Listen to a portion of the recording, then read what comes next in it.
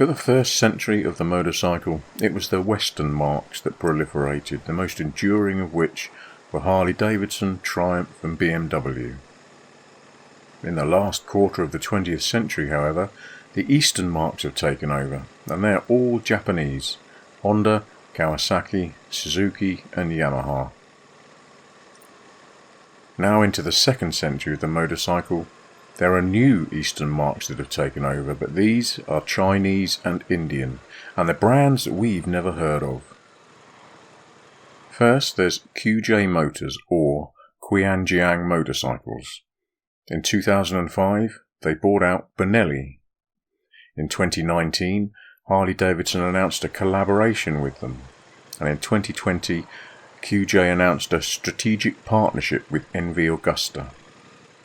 By April 2023, QJ had launched the Harley X500, and at the Auto Shanghai Motor Show the X300 and the X500 were displayed together.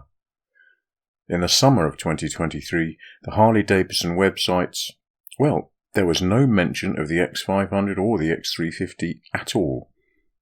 It's like Harley-Davidson are embarrassed about the new Chinese motorbikes from QJ Motors.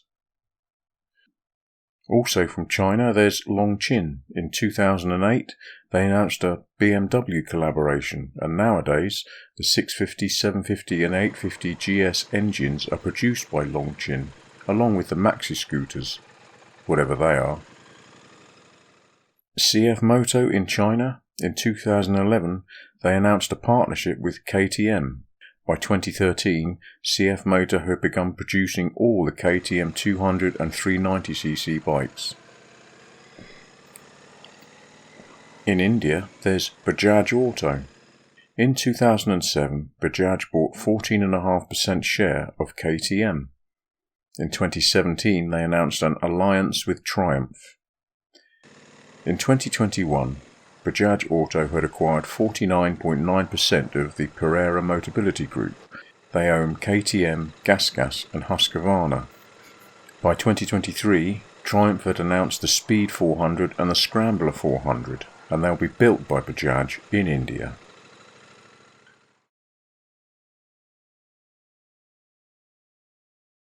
So who is Bajaj Auto, and how did they rise to such prominence? I apologise in advance to all Indian speakers. I'm British, so I am particularly ignorant of foreign languages. I can only apologise again. In 1905, Bakraj Bajaj established a cotton ginning factory. 10 years later, in 1915, his adopted grandson, 17-year-old Bakraj Jamnalal, inherited the business. In 1927, Bakraj & Company Private Limited was formed. Following a period of rapid expansion, in 1938, Jamnalal Sons Private Limited was formed. In 1945, the now Bakraj Trading Private Limited comprised many businesses, including Bakraj Factories, the Batala Engineering, Dewan Management Agency, Makand Iron and Steel Works, and the Radio Lamps Works, among others. Vigorous expansion continued into 1960 when the huge Bajaj Electricals Limited was formed. In 1960, Bajaj Trading Private Limited was rechristened Bajaj Auto and became a limited company. In the subsequent 60 years, huge expansion continued, including stainless steel and steel production, construction, engineering, insurance, finance, and the electrical goods manufacturing business. So what of Bajaj today? The Bajaj Group, according to the website, has market capitalization over $100 billion. Bajaj Auto specifically, according to Reuters in 2012, it became the world's third largest motorcycle manufacturer. Bajaj Auto alone has assets of $3.9 billion.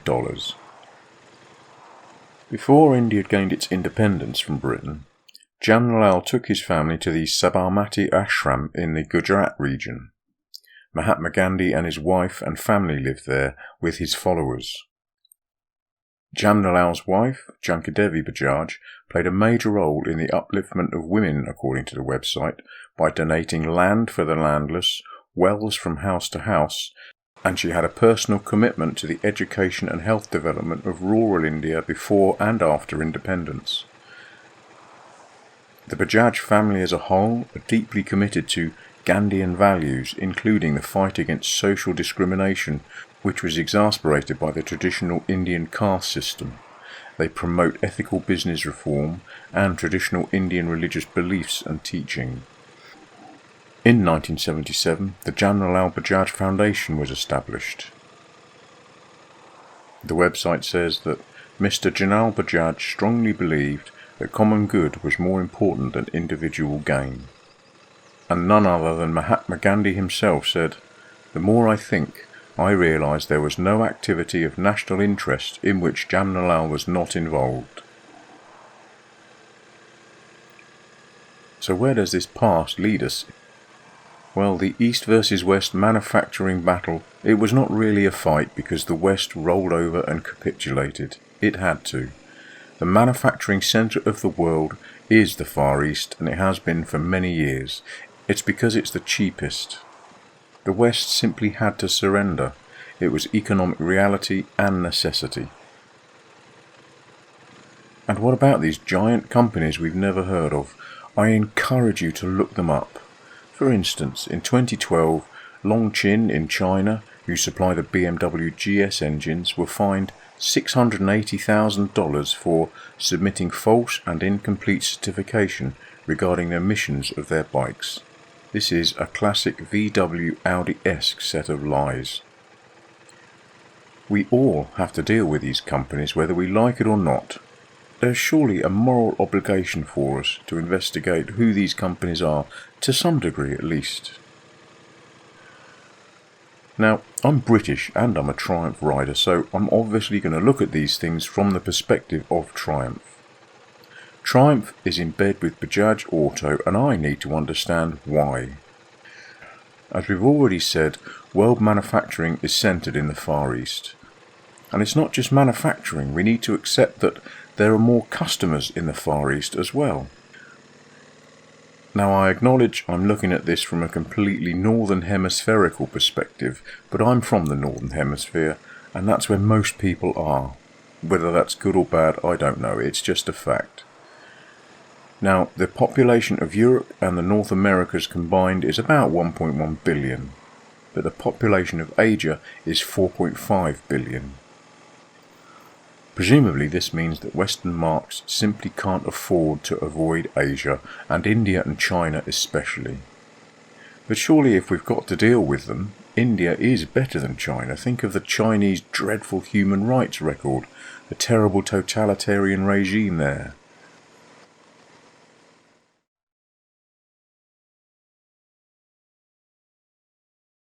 If we look at Bajaj Auto in India, or even TVS Motors, who themselves sell 3 million vehicles a year and are the new owners of Norton motorcycles, these two companies alone have won many awards for the quality of their production and their customer service. Both of them invest significantly in social, health, environmental and educational development programs, especially for the impoverished of rural India. I've never read anything close to this of these huge Chinese companies, for instance. So, like it or not, Western companies have to go east. But I don't like it, especially for Triumph. The fact is that all Western motorcycle companies use Eastern companies to make small, cheap bikes. This is unavoidable. But Harley-Davidson, for instance, they just rebadge Chinese bikes. They've even got the same trousers on, only the socks and hats are different really. Triumph at least have a unique bike. The 400s are completely conceived and designed in Hinckley, independently of Bajaj, according to the website. The new Triumph 400 bikes and the engines, they look very different from the existing Bajaj bikes.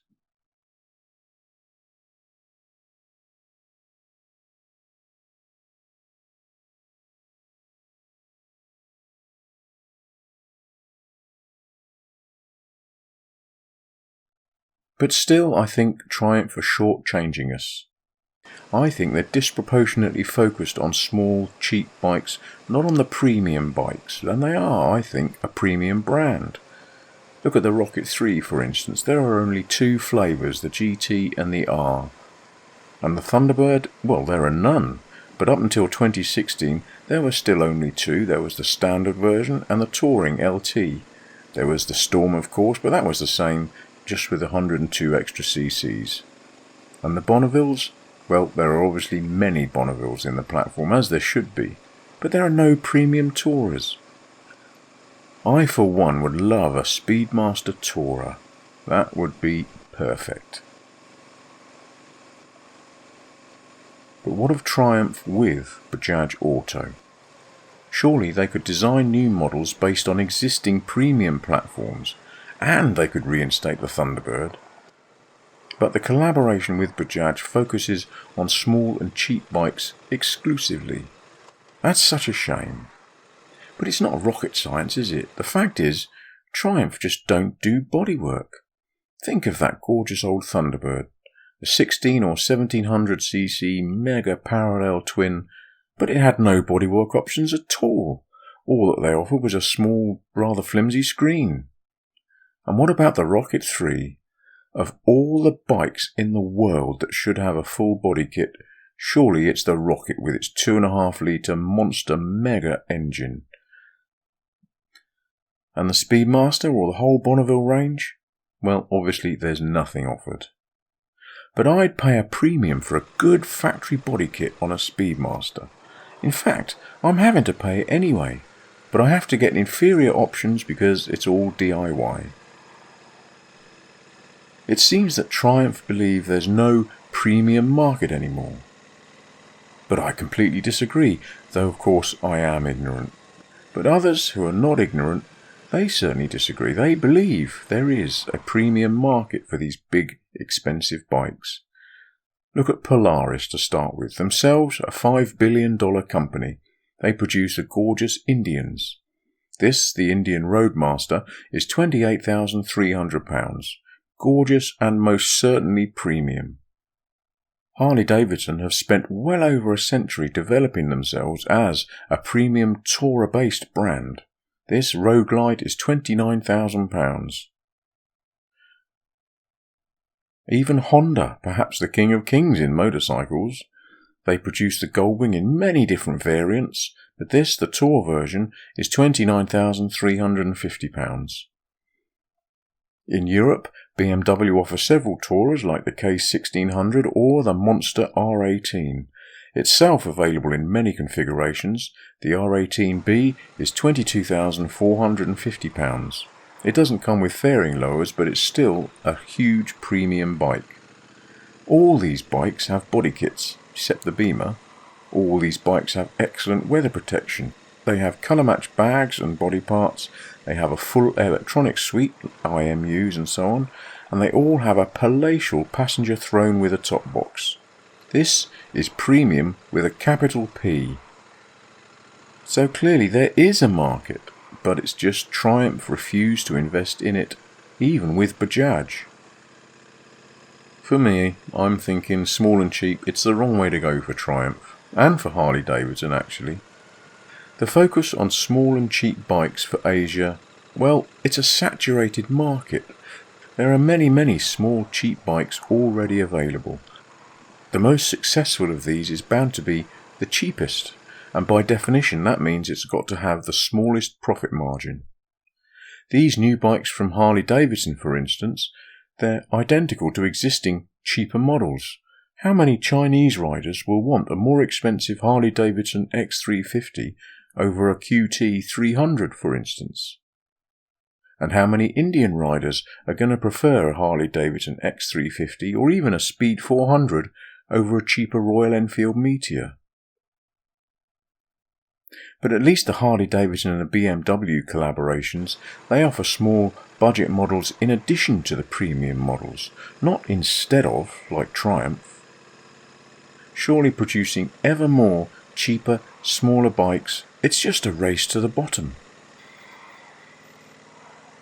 So there is an inevitable reality here. I might even be scared of it. These giant Far Eastern companies, they expand exponentially and relentlessly. They're never satisfied with mere collaborations. Now, according to the 2022 accounts of these various companies, Bajaj Auto, for instance, has assets of $3.9 billion. QJ Motors has assets of $6.7 billion, and that's been accumulated in just 40 years. Triumph, by comparison, has meagre assets of just $0.27 billion, although it's worth noting that, according to the Sunday Times Rich List of 2022, the owner of Triumph, John Bloor, is a billionaire twice over. Now, if we look at Bajaj Auto specifically, not the whole group of companies, just the auto division, Bajaj Auto has 15 times the assets of Triumph. In 2020, they bought the iconic brands of Excelsior, Henderson and Vincent.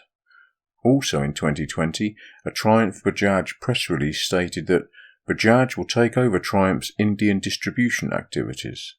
In 2023, this was confirmed before a July the 5th press release announced that the 15 Triumph dealerships in India will rapidly ramp up to more than 100 dealerships across 80 cities within this fiscal year. So, you tell me, medium to long term, what do you think is the inevitable outcome of the Triumph Bajaj collaboration? And what of QJ Motor? Their 350 and 500cc bikes will be rebadged as Harley-Davidson. So, you tell me, medium to long term, what do you think the inevitable outcome of this collaboration is?